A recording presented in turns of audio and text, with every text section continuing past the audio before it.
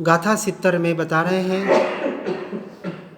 कि अनादि से विपरीत मान्यता के कारण जीव ने जो देहात्म बुद्धि कर रखी है, उस देहात्म बुद्धि से भेद ज्ञान और भेद विज्ञान के माध्यम से वहाँ से उपयोग को हटाकर जो केवल ज्ञान स्वरूपी परमात्मा स्वरूप अपना आत्मा है, जो मैं हूँ।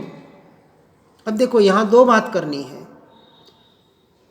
इतना चिंतन चले कि आत्मा नाम का जो शब्द है वह भी निकल जाए। जहाँ आत्मा शब्द आए वहाँ मैं को धारण करना है, क्योंकि मैं आत्मा हूँ। आत्मा मेरा है ये तो सोचना ही नहीं, क्योंकि जैसे शरीर मेरा है, पुत्र मेरा है, परिवार मेरा है, वैसे मेरा आत्मा, ऐसा नहीं। मैं आत्मा। फिर कहा आत्मा शब्दों को भी हटा दो। जहाँ जहाँ मैं शब्द आए वहाँ आत्मा को ग्रहित करना है, और जहाँ जहाँ आत्मा शब्द आए वहाँ समझना है कि ये मेरी बात हो रही है। किसकी बात हो रही है? मेरी बात हो रही है, क्योंकि मैं आत्मा हूँ, मैं शरीर आदि नहीं हूँ। सुनते सुनते वो भाव भाषण होना चाहिए। और यदि सुनते सुनते भाव भाषण के द्वारा अपनी आत्मा में एकत्व हो जाए और यह सुनना भी छूट जाए तो छोड़ देना। यदि उस दशा तक पहुंचे तो, क्योंकि प्रयोजनभूत तो आत्मलीनता है, सुनना भी कोई प्रयोजनभूत नहीं है। समझने के लिए हम सुन रहे हैं, पढ़ रहे हैं। अब इतने सालों से सुन रहे पढ़ रहे हैं,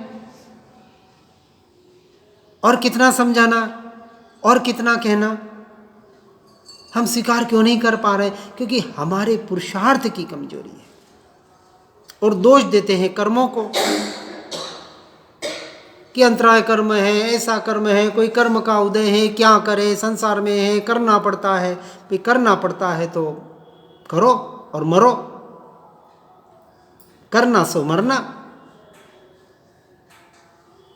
इसलिए अब गाथा 71 में कह रहे हैं, जिस पुरुष के चित्त में आत्मस्वरूप की निश्चल धारणा है, उसकी एकांत से अर्थात नियम से मुक्ति होती ही होती है। गारंटी दे रहे हैं। दुकान पे जाते तो पूछते गारंटी है कि नहीं है। भले 1 साल की मिले, 5 साल की मिले, जो भी मिले। कोई बहुत जने कहते लाइफ लॉन्ग गारंटी।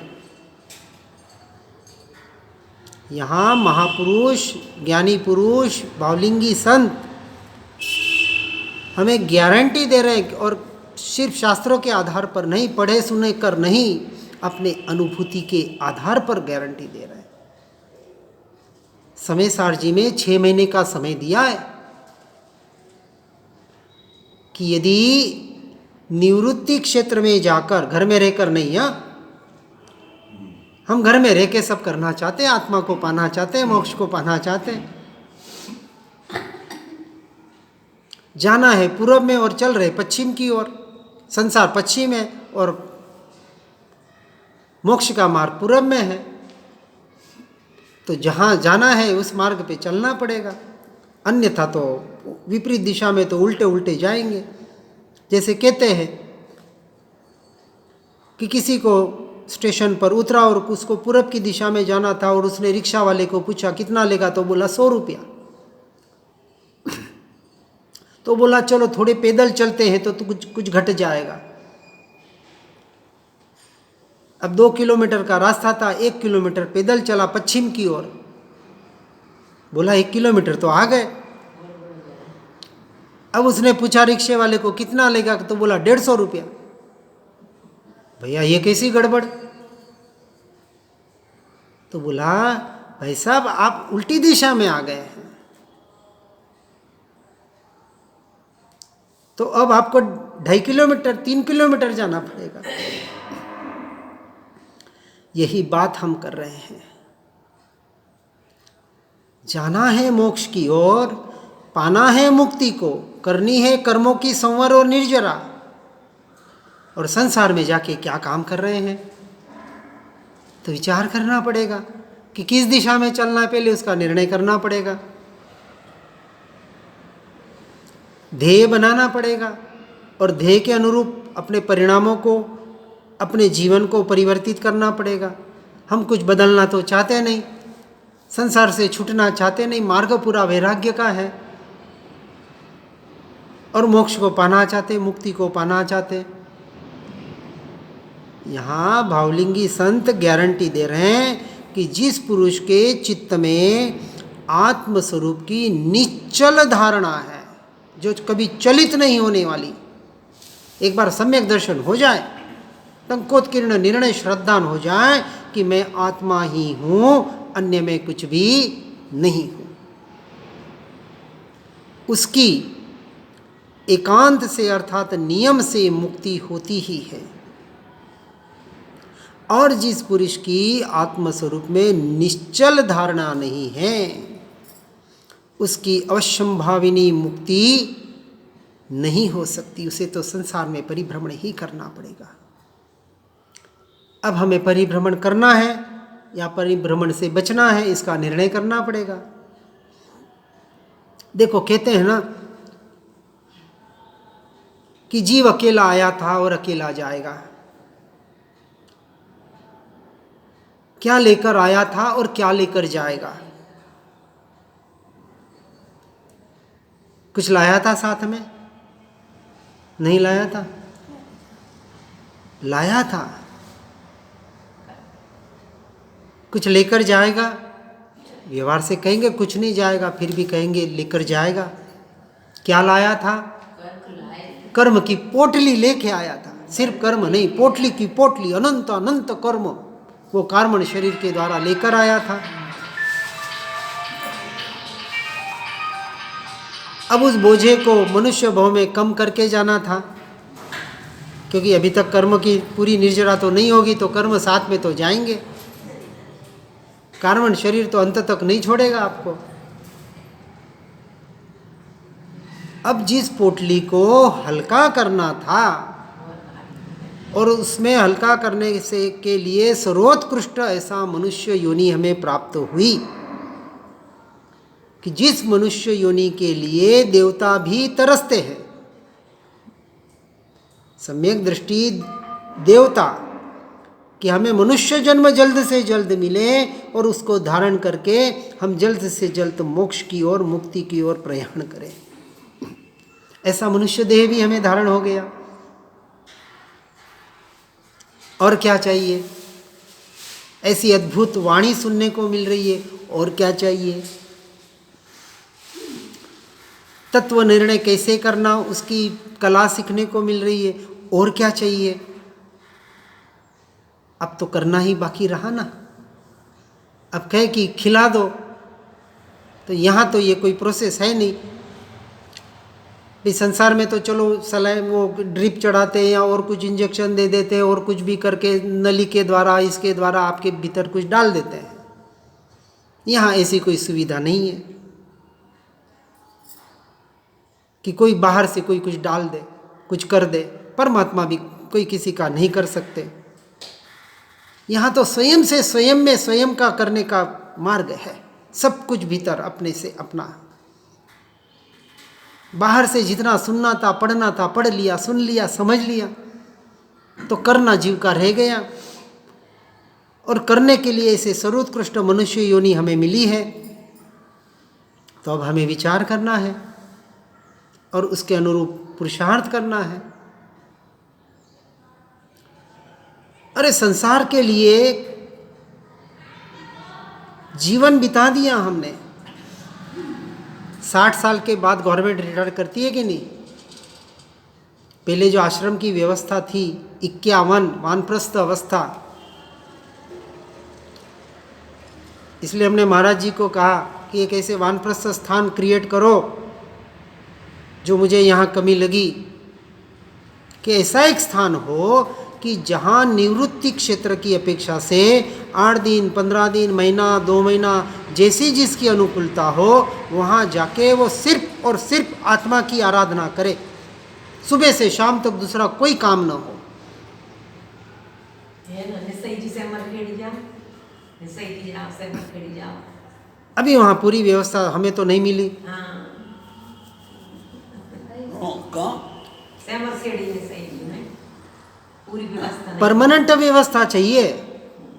आज मैं जहाँ घूमता हूँ, राजचंद्र आश्रम, कांजी स्वामी वाले के, इनमें ऐसी व्यवस्थाएं हैं, 12 महीने रसोड़े चलता है, और जिसको भी जाके जब भी जो भी आराधना साधना करनी है वहाँ कर सकते हैं। ऐसे स्थान, ये तो एक दिन चले गए आ गए उसकी बात थोड़ी हो रही है, 2-4 दिन की बात नहीं हो रही है, साधना की बात हो रही है। साधना 1-2 दिन की नहीं होती है। यहाँ 6 महीने बता रहे हैं, 6 महीने निवृत्ति क्षेत्र में जाकर पहले समझना है मार्ग को पूरा, और वहाँ जाके सुबह से शाम तक 24 घंटे किसी का लेना नहीं देना नहीं, कोई विकल्प नहीं। फ़ोन भी आप लिमिटेड में चाहे तो भाई शाम को 1 घंटा ही वापरना है, जो भी आप चाहें आपके हिसाब से वहाँ, इस अपेक्षा से वहाँ साधना कर सकते हैं हम ऐसे क्षेत्रों में। एक महीना बाद हो जाएगी वो बात। और ऐसे 6 महीने यदि निरंतर एक साधक अपनी आत्मा की आराधना करें तो नियम से मैक्सिमम 6 महीना बताया, ज़्यादा से ज़्यादा। यदि योग्य साधक हो तो अंतर्मुहूर्त में कर ले, लेकिन फिर भी जिसको अभी शुरुआत से शुरुआत करनी है उसके लिए ज़्यादा से ज़्यादा 6 महीना कहा। फिर हर एक की अपनी अपनी योग्यता है।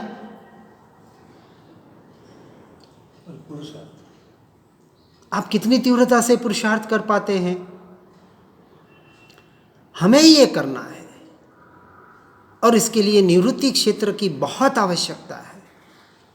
आप यहाँ भले घर में एक कमरा ले लें, ऊपर के टेरेस पे जाके बैठे, हम तो घर में ही रहते हैं, अलग ही रहते हैं, गलत बात है, हम नहीं मानते इस बात को। ये ऐसा होता तो महापुरुषों को घर छोड़ के दीक्षा लेने की जरूरत ही नहीं पड़ती। क्यों मुनि दीक्षा को धारण किया जाता है, क्यों प्रतिमाएं बताई जा रही है? घर में रहने के लिए नहीं। हम तो सख्त इसके खिलाफ है। जो कहते हैं हम घर में रह के बहुत अच्छी आराधना करते हैं, हम कहते हैं बहुत अच्छी बात है, लेकिन हमने तो सुना है घर यानी काजल की कोठड़ी है, काजल की कोठड़ी है, अछूता रह ही नहीं सकता। भले अलग कमरा हो, ऊपर हो, टेरेस पे हो, कैसे भी हो। या तो फिर कांजी स्वामी वालों में निहाल चंद जी सोगानी का नाम आता है, वैसी आपकी दशा हो। पढ़ना, हमने उनका चरित्र पढ़ा। हम अपने से ऊंचे लोगों का क्यों चरित्र पढ़ते हैं? कि कहीं ना कहीं उनसे हमें प्रेरणा मिले, और प्रेरणा के अनुरूप हम अपने जीवन को परिवर्तित कर सके। कहीं ना कहीं हमें अभी वो भय बैठा हुआ है। हम कहते हैं मरण भय नहीं, अरे मरण भय नहीं है तो फिर घर में क्या काम है? निकलो मरने के लिए, नहीं निकल पाते हैं। हम तो निकल गए मरने के लिए।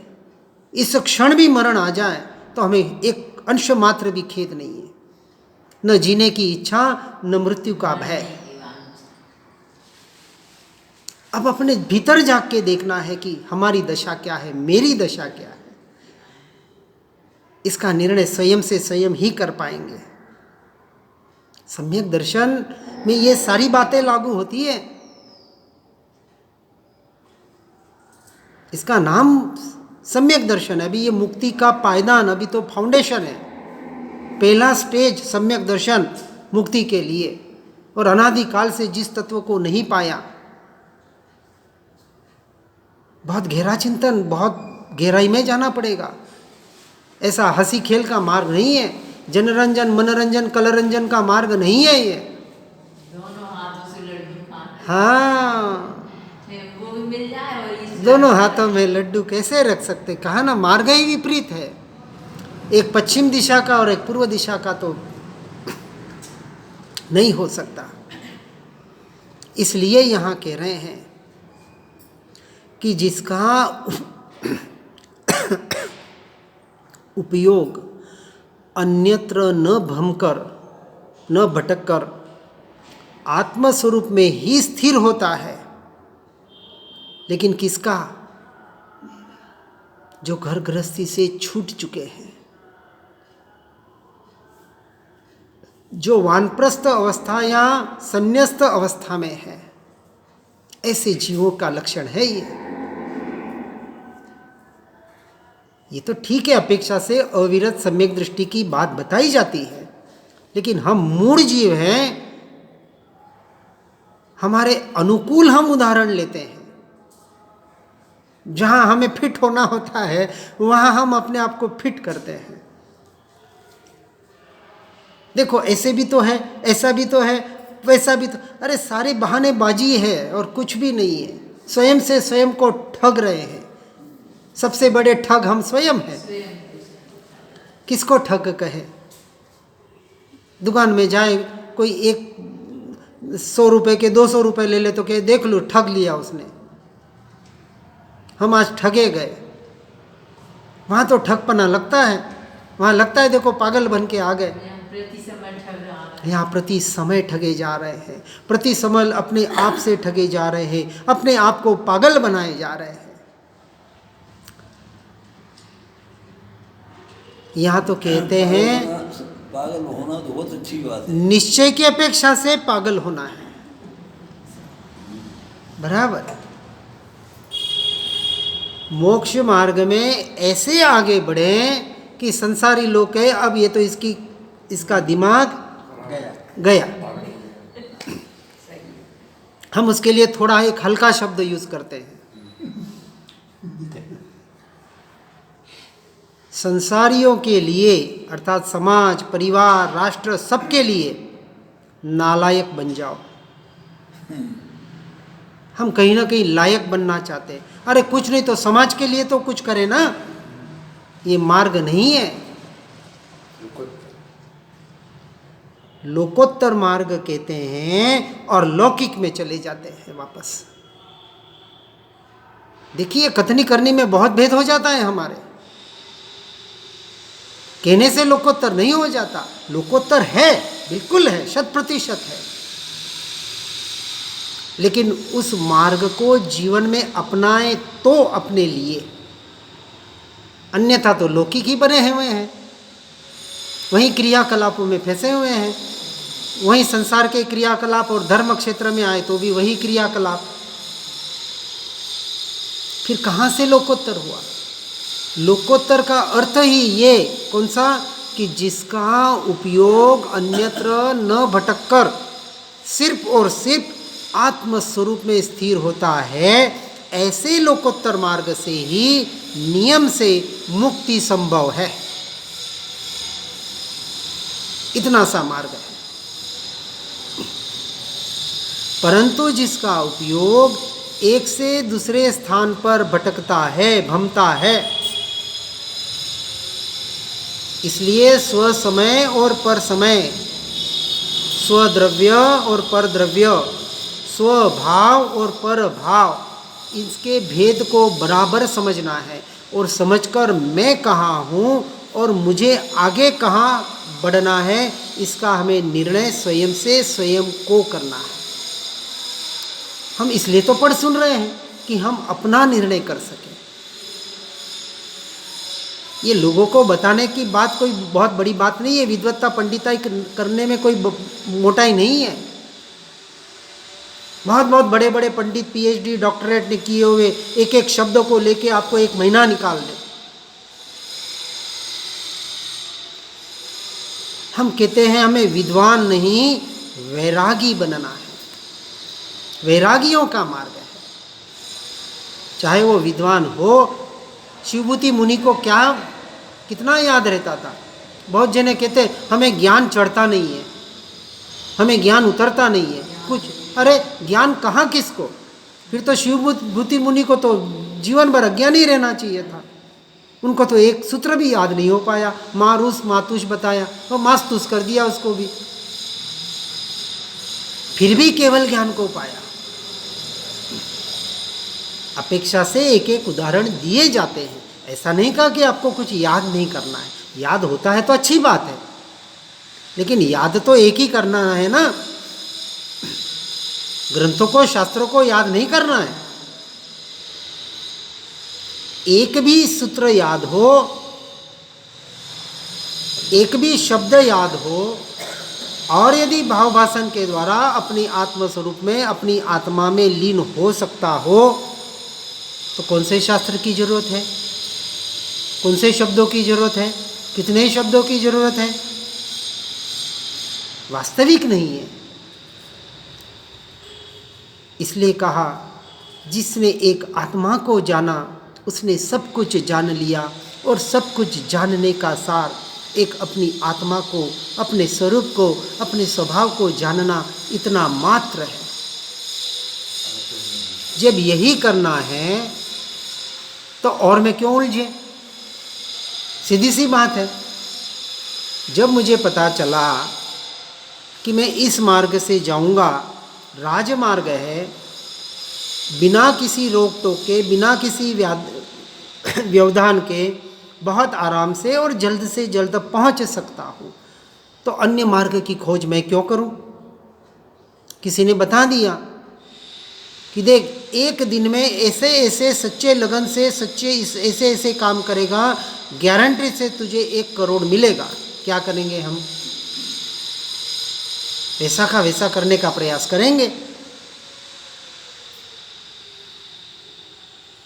यहाँ सर्वोत्कृष्ट मार्ग हमें बताया जा रहा है। बहुत जने जो अक्रम मार्ग कहते हैं, क्रमिक और अक्रम, जैसे एक दादा भगवान वाला मार्ग चलता है, उसमें इस बात की प्ररूपणा की जाती है, ठीक है, अपनी अपनी योग्यता से। सर्वोत्कृष्ट यानी यूं कहे कि आज ऐसे बुलेट ट्रेन या जेट जो मैक्सिमम स्पीड से भागने वाली, कोई उससे भी कंपैरिजन नहीं हो, उससे भी कई गुना तेज गति का मार्ग हमें प्राप्त हुआ है। सीधी आत्मस्थिरता, और कहीं जाना ही नहीं है, कुछ ढूंढना ही नहीं है।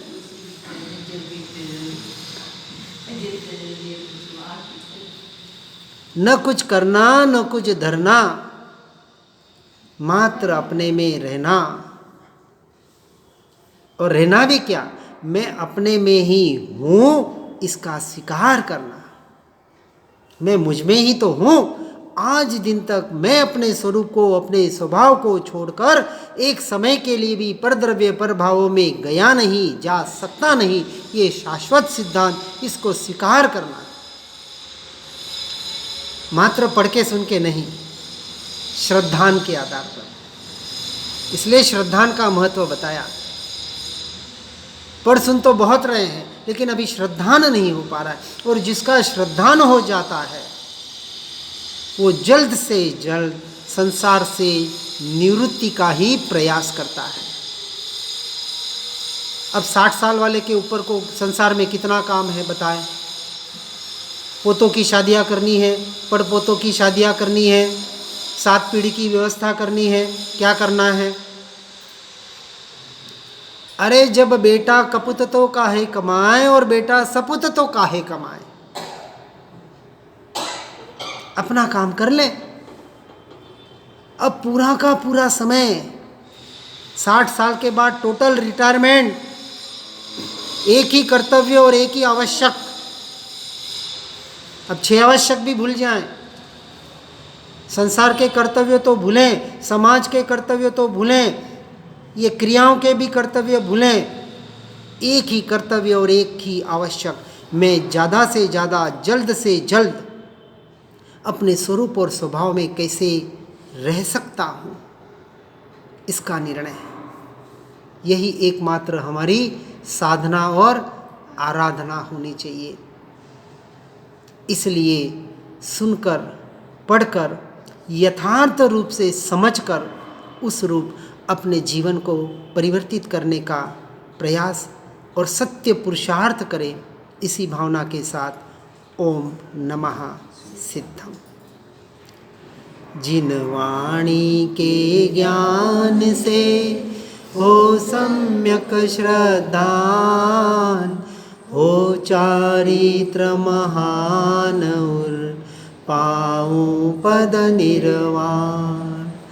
निज निधि निज में बताई, यह अनंत उपकार है उसके लिए जिन वाली माँ को वंदना शतबार है, वंदना शतबार है, वंदना शतबार। ओम नमः सिद्धम।